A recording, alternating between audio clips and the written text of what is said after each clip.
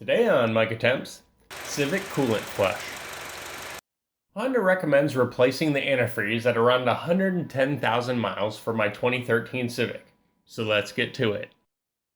When looking under the front, the coolant will drain through this hole. You won't need to get under the car, but here's a better view.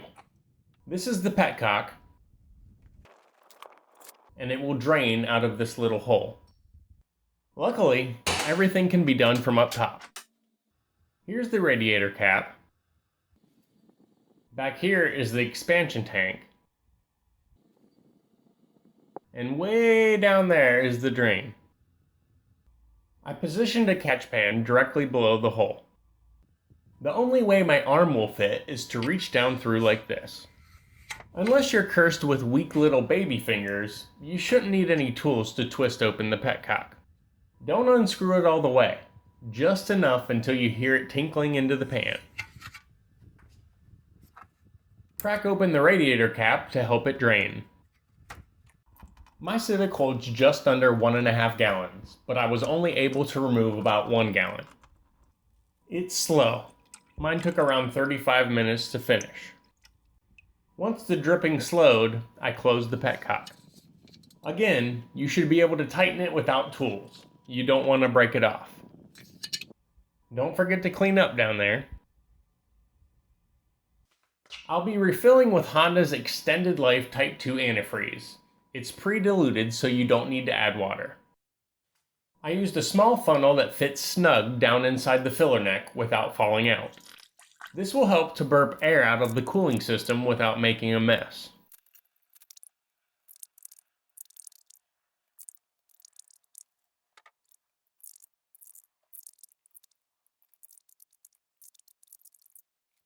Once the level reached the bottom of the filler neck, I started the car and added more coolant.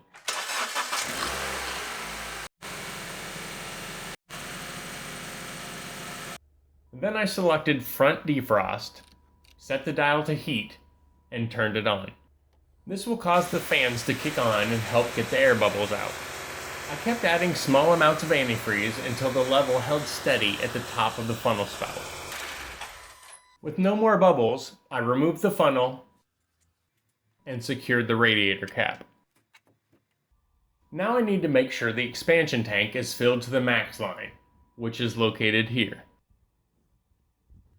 Normally, you'd drain it too, but I think mine was empty because when I pulled out the hose, it was almost completely dry.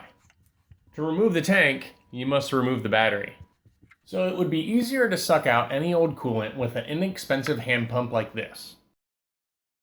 Or this. I used the rest of the gallon to fill my reservoir to the max line. Wiped off the hose and screwed the cap back on. With a light behind the expansion tank, you can kinda see the coolant level. Take it for a ride, let it cool down, check the radiator level one more time, and you're done. Antifreeze is toxic if ingested by people or animals, so be sure to bottle up the old stuff and drop it off at your local auto parts store.